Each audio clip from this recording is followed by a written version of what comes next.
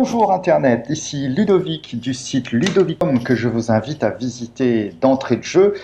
Je me joins à vous aujourd'hui pour vous présenter un projet que j'ai osé appeler WP Learn Recall, qui est en partie un plugin WordPress, mais ça n'est qu'une partie de l'architecture.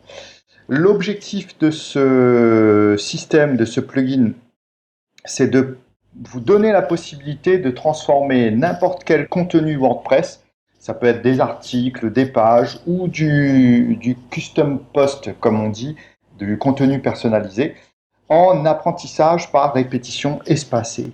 Je vous laisserai un lien pour faire connaissance avec ce système si vous ne connaissez pas. Mais moi, j'ai trouvé ça intéressant à appliquer pour du contenu d'apprentissage et j'ai pas trouvé de quoi simuler ça avec du contenu WordPress jusqu'à aujourd'hui. Donc du coup, j'ai fait ma propre cuisine et j'ai monté un système avec d'une part, voilà l'architecture. D'une part, un plugin WordPress qui va collecter les informations. Ensuite, ces informations-là collectées vont être envoyées à un service d'automation. Donc, ça peut être Pabbly, Zapier ou Flowmatic si vous êtes toujours avec un plugin WordPress. Relié à ce service d'automation, il faudra un service comme Amazon SES pour gérer le mailing. Et ensuite, des Google Sheets pour gérer la partie base de données et aussi faire un petit peu de traitement de ces bases de données-là.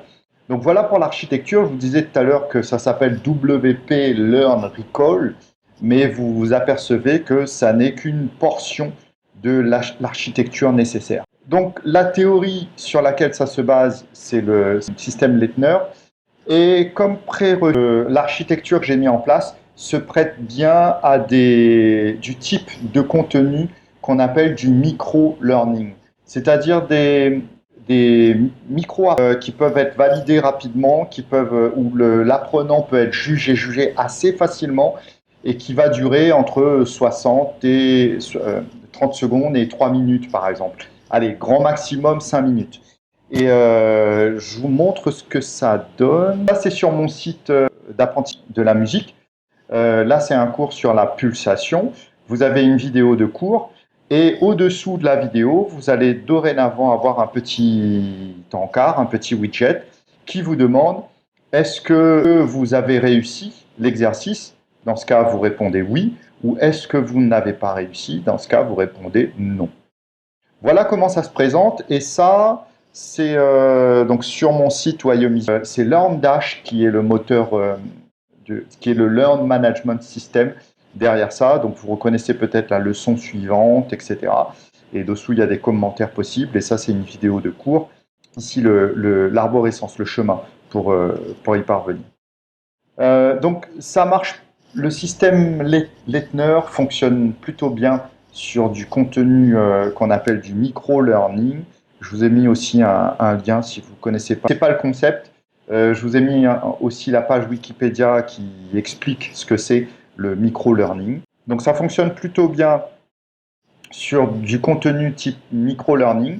Et oui, pour l'instant, je n'ai pas trouvé d'autres solutions. Il faudra adapter un petit peu le plugin. Mais bon, en général, quand vous êtes sur de l'apprentissage, du Learn Management System, en général, il y a déjà un espace privé qui est en place. C'est-à-dire que n'importe quel visiteur ne peut pas accéder directement à votre contenu d'apprentissage. Moi, j'utilise LearnDash, mais ça peut être MasterStudy, par exemple, qui est aussi un équivalent, un autre plugin de Learn Management System, ou un plugin d'espacement, tout simplement. Si vous voulez juste permettre à ce que tous vos articles puissent être du contenu d'apprentissage, un autre plugin comme Restrict Content Pro le permet.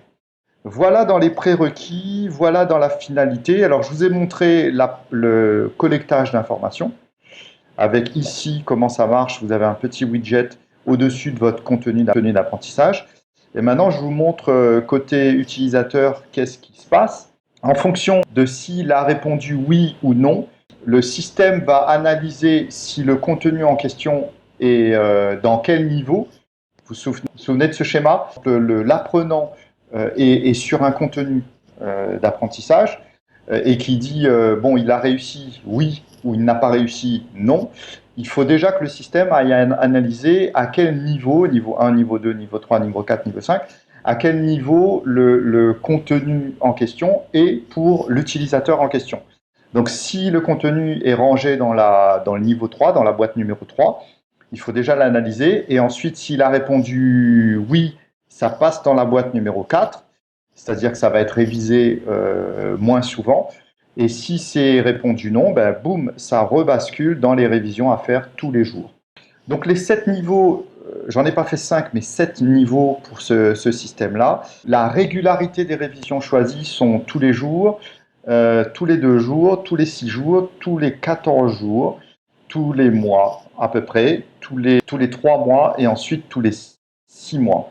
Donc je vous ai fait voir globalement la finalité, les prérequis, je vous ai expliqué les 7 niveaux, la théorie, l'arche. Ah oui, je vous présente le plugin d'abord.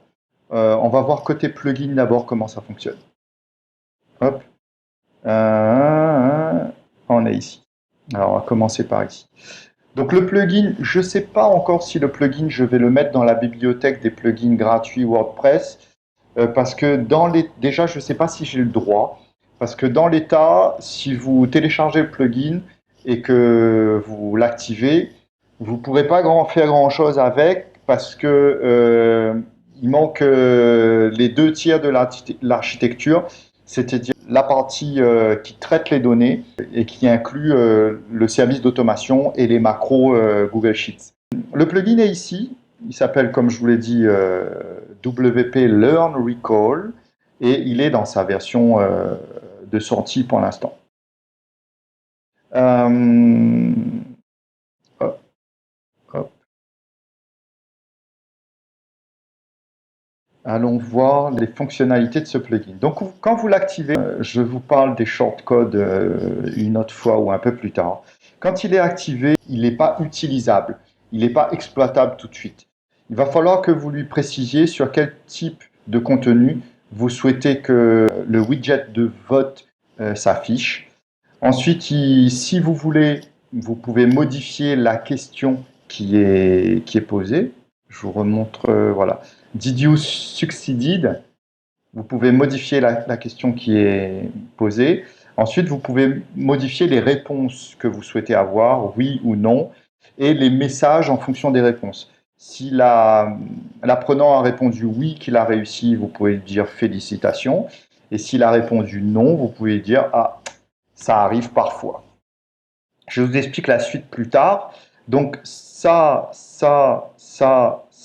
et ça, c'est déjà complété quand vous activez le plugin. Il faut juste lui préciser sur quel type de poste vous voulez ce widget-là. Vous voyez ce widget-là. Au-dessous de quel type de poste vous voulez ce widget-là. Ensuite, pour traiter les données, il va falloir préciser une URL de webhook. Moi, j'utilise Pabbly, mais bon, à vous de voir. Voilà pour ce qui est des options du plugin et de faire en sorte qu'il soit opérable. Ça, c'est la partie plugin, PHP. Je vous montre maintenant la partie Pabbly. Donc, il y a besoin de 2 automations pour traiter les données. Ensuite, du côté du Google Sheet, vous avez une feuille pour la liste des apprenants qui sont dans le système Leitner, ici avec leur email et leur prénom. Un modèle de feuille pour chaque apprenant où va être logé l'URL qu'il a cliqué, le niveau de l'URL en question et la date de la prochaine révision et une petite colonne pour du calcul. Je vous montre par exemple ici, sur mon site de test, j'ai un certain nombre de contenus, des différents niveaux, les dates de prochaine révision. Et ensuite, j'ai une formule ici qui est appliquée qui va me dire si la date précisée est la date du jour. Donc, dans ce cas, c'est marqué égal. Si la date précisée est déjà passée, par exemple, ça peut arriver pour du contenu qui aurait dû être révisé aujourd'hui, mais qui n'a pas été fait. Et donc, du coup, c'est du contenu en retard dans les révisions. Et là, dans ce cas, c'est marqué un petit moins. Et si c'est du contenu à réviser dans l'avenir, c'est marqué un petit plus. Ça me permet comme ça de faciliter le filtrage pour Pabli. Et ce qui me permet de faire la mise en forme et les automations de calcul de date, ce sont des macros, il y en a deux, qui me met les petits égales, les moins et les plus, qui s'appelle Apply Date Formula to All Column D. Voilà, et une autre, c'est juste pour la mise en page, c'est pour retailler les largeurs de colonnes en fonction des... Je vous montre ça. Voilà, ici. Retailler la largeur de colonne régulièrement. Donc ces macros-là, je les ai fait enclencher toutes les 4 heures. Voilà, donc ça laisse largement de quoi faire en sorte que le système fonctionne. Ça, c'est pour la partie... On en revient ici. Ça, c'est pour la partie plugin. Je vous ai montré la partie automation et je vous ai montré la partie macro des Google Sheets. Et en bout de course, voici ce que ça va donner. C'est-à-dire que chaque jour, l'apprenant va recevoir un email avec bonjour, son prénom. S'il a des révisions à faire aujourd'hui, la liste des URL à cliquer pour ses révisions. Mais il pourrait tout aussi bien avoir que des révisions en retard, rien à réviser pour aujourd'hui, mais que des révisions en retard, ou des révisions à faire aujourd'hui, plus des révisions en retard. Donc ça, c'est un email qui est envoyé dans sa boîte mail tous les jours. Je vous montre maintenant les subtilités. On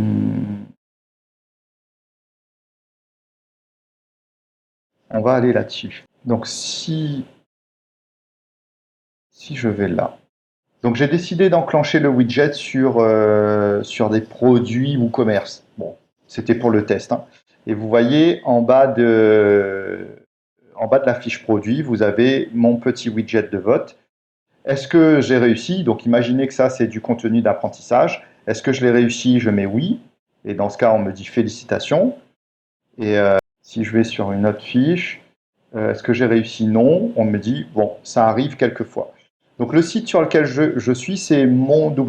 Et donc si je vais sur ici, monwp.fr, vous voyez, les deux URL que je viens de voter viennent d'être mises en révision, viennent d'être ajoutées dans ma quantité de contenu à réviser. Et pour l'instant, vous n'avez pas de petit moins, petit plus, parce que les macros programmés toutes les 4 heures ne sont pas encore passés par là. Voilà pour ce qui se passe côté utilisateur. Maintenant, quelques mises en garde. Comment le plugin fonctionne. Je vous montre ça de ce côté-là. Vous voyez encore, ça arrive parfois. Si j'ai déjà voté du coup pour ce contenu-là. Si je recharge la page, le widget disparaît. L'utilisateur ne peut voter qu'une fois sur chaque contenu et c'est géré par cookie. Donc vous voyez ici, les 2 votes que j'ai faits correspondent aux cookies soit numéro 185, soit numéro 228. Donc si je les efface, vous verrez, le widget sera de nouveau disponible. Voilà, ici. Donc si je fais oui de nouveau, et que je vais dans les cookies, vous voyez, c'était le numéro 185. Donc c'est grâce aux cookies que l'apprenant ne peut voter qu'une seule fois pour chaque contenu. Et l'expiration des cookies, je l'ai réglé à 16 heures, ce qui fait que de nouveau, je vais dire tous les jours, de nouveau, chaque jour, le contenu est de nouveau votable. Mais il y a une chose supplémentaire, c'est que si jamais l'apprenant décide d'engloutir tout un tas de contenus rapidement, à la légère, sur une seule après-midi, qu'il a envie d'apprendre 15 micro-contenus, moi, en tant que pédagogue, j'estime que c'est trop. Et pareil, en engloutissant 15 micro-contenus d'un coup dans une même journée, l'apprenant risque de se retrouver dans ses révisions à avoir une quinzaine de contenus à réviser tous les jours à un moment donné, voire plus. Et donc ça peut poser souci parce qu'on n'est plus du tout dans un apprentissage efficient. L'idée, c'est de passer devant l'écran 10-15 minutes par jour et que ça soit efficace. Et non pas une heure par semaine, et on sait très bien que la courbe de l'oubli ne permet pas ça. Et donc j'ai mis une sécurité supplémentaire dans les réglages du plugin qui est de régler un maximum de votes par jour. Qu'est-ce que ça veut dire? Je remets le compteur à 0. Je recharge la page. Je vais ouvrir plein de contenus. Je vais mettre à 4. Donc j'autorise l'apprenant à voter pour 4 contenus par jour. Je sauvegarde. Et tiens, je vais en ouvrir 5. Je vais même en ouvrir 6. Tiens. 1, 2, 3.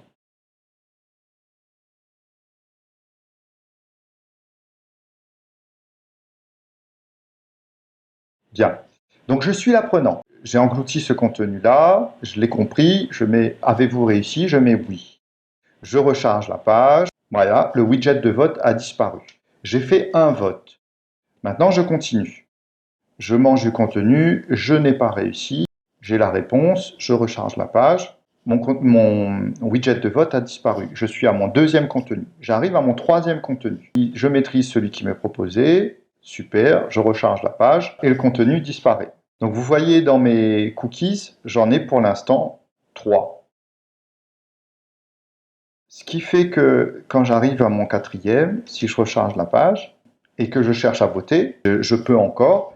Et si je recharge la page, ici, il a disparu. Sauf que si j'arrive sur ma cinquième page, comme je l'ai chargé d'avance, c'est toujours présent ici. Mais si je recharge la page, le widget de vote disparaît. Pourquoi? Parce que dans mes cookies, j'ai déjà de présent les 4 cookies de vote avec cette limite que j'ai précisée ici dans le nombre maximum de votes par jour. Pourquoi je vous parle de statistiques? Parce qu'en fait, vous avez accès aux réussites et aux échecs, aux non-réussites des différents contenus. Et donc, vous avez quelque part une métrique des statistiques dorénavant sur ce qui fonctionne et ce qui fonctionne moins bien comme contenu d'apprentissage chez vos apprenants. Voilà, j'espère que c'est clair. Est-ce que j'avais d'autres choses à vous préciser? Ah oui, cerise sur le gâteau. Si jamais vous voulez inclure le widget, non pas globalement sur des types de contenus, donc ici sur ce blog, sur ce WordPress-là, j'ai seulement des articles, des pages ou des produits, mais ça peut être autre chose. Si vous voulez non pas activer le widget globalement sur des contenus, mais manuellement sur certains posts particuliers, vous pouvez utiliser un shortcode que vous copiez. Je crois que je l'ai mis sur les posts ici. Ah oui, mais il est plus visible parce que j'ai déjà dépassé la limite. Je vais lire ça. Voilà. Vous pouvez le mettre manuellement là où vous voulez, sur un post. Je vous montre de l'intérieur ce que ça donne. Voilà. Vous sollicitez le widget qui s'appelle shortcode, je crois. Voilà, shortcode. Et vous collez dedans le shortcode dédié au plugin. Donc W_learn recall. Et vous avez un deuxième shortcode parce que du coup, tous les contenus où le shortcode a été mis manuellement, malheureusement, vous n'aviez pas accès puisqu'il n'y a pas de page dédiée, vous n'avez pas accès aux statistiques. Donc j'ai dû faire un shortcode supplémentaire, c'est là, ici, qui vous permettait d'aller rechercher tous les contenus où le shortcode a été mis manuellement et de vous afficher les statistiques. Donc, de préférence, mettez ce shortcode-là. Je vous montre son code. Donc, ça, c'est pour les contenus à voter et ça, c'est pour vous, en tant qu'administrateur, pour lister les statistiques des différents votes. On continue sur les réglages et les cerises sur le gâteau. Je vous montre ça, tiens, sur si je peux y accéder. Vous avez un petit widget dont les fonctionnalités sont les mêmes sur la documentation Google, avec une petite question et deux boutons. Est-ce que ça a été aidant ou pas? Vous répondez oui ou non. Et si vous répondez oui, donc vous avez un message de félicitations, je crois. Voilà. Si vous répondez oui, vous avez un message, félicitations, merci pour votre feedback. Et en revanche, si vous répondez non, vous avez un formulaire qui s'affiche pour vous demander comment les aider à améliorer la documentation en question. Eh bien, j'ai trouvé ça intéressant et j'ai voulu l'installer aussi nativement sur le plugin. Et donc, du coup, c'était là.